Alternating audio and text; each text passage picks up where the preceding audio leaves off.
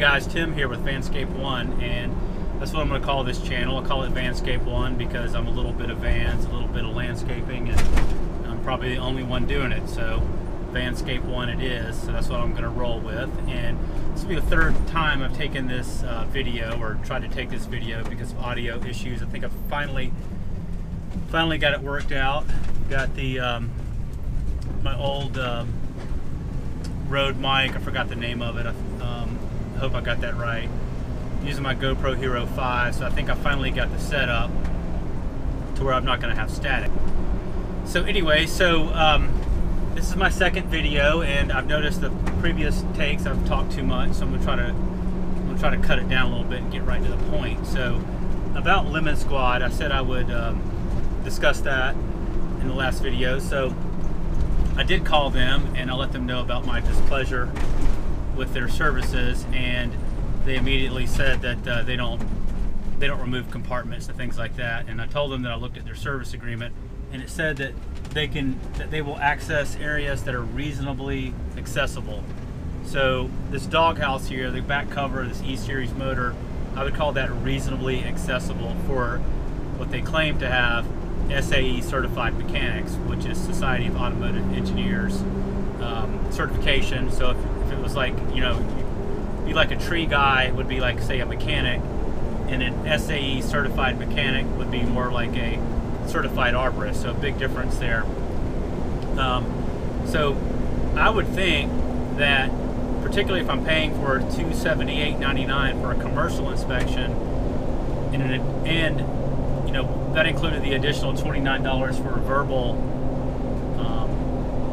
verbal report from what I thought was my inspector. It was only someone interpreting for the inspector, which I can do myself.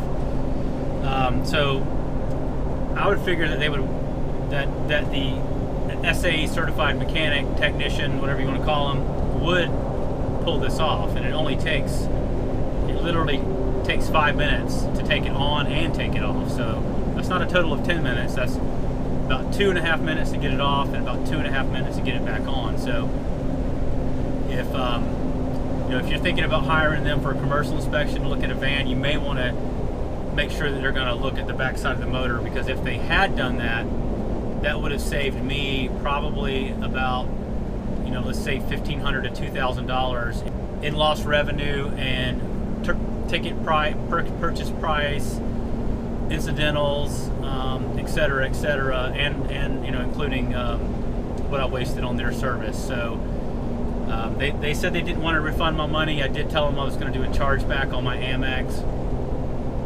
That's not really who I want to be right now. What I'm going to do is I'm going to put my order number in the description below. So if Lemon Squad sees this and they want to discuss it with me, see if we can work something out, you know, that would be great. So if they want to get in contact with me, just feel free to do so. So anyways, my official review for them is 0 stars. I don't even know if that's possible or not, because it was just a complete waste of time. So anyways, that's that. You know, buyer beware. Read the user agreement before you use Lemon Squad or any other service like that. Next time, I believe I'll just try to get an independent shop, try to get it there to the shop and have them look at it. It might have been a better way to do it. So anyway, a little bit of good news. I came back to Atlanta. I flew home with my tail between my legs and kind of down in the dumps about this whole thing, and I had decided that I was just gonna give up on finding a 7.3 van. So when I got back, you know, I told myself I was just gonna, you know, chill out on that and focus on other things. And just like a crack addict to a crack house, or an alcoholic to the liquor store, you know, there I was right back on Craigslist again. And it was one night about a week ago, and it's about 10 o'clock. I saw it, and it was a 1998 Ford E Super Duty, which is actually an E450 before the designation existed. It was just kind of rare, and it's a 7.3 liter diesel, and it's a RV. It's made by Georgie Boy, which I had never heard of before. And it's actually a subsidiary of Coachman, and this particular submodel of Georgie Boy, whatever you want to call it, is called Maverick. And if it were, say, a Winnebago, it might be like a mini Winnie or something like that. It's like a 23, 24 footer. Supposed to sleep 4, I think, something like that. And wasn't really exactly what I was looking for, but like I said in the previous video, I'm open to anything 7.3 diesel, particularly with low mileage. So this one only has 44,000 and change original miles, which I cannot believe it. So I jumped on it. I got up the next morning and I texted him. I wasn't sure if that would be okay. Texted him, he called me back right away. He said he's got someone coming at 9. Says they've already offered 17 for it, and he said if it checks out, he's going to give him 17. He said if you want to get here before they get here, they're coming at 9, and if you want to come, I'll, you're welcome to come look at it. And I said, I'm coming right now, and if it's anything like what you say it is, I'm going to give you 18 for it. He said, well, come on. So I drove out there, got there in about 30 minutes or so, 45 minutes. It was 8:45 by that point. Got there, checked it out, drove it around, had a little checklist on my phone of things to look at, like, because just so I don't forget.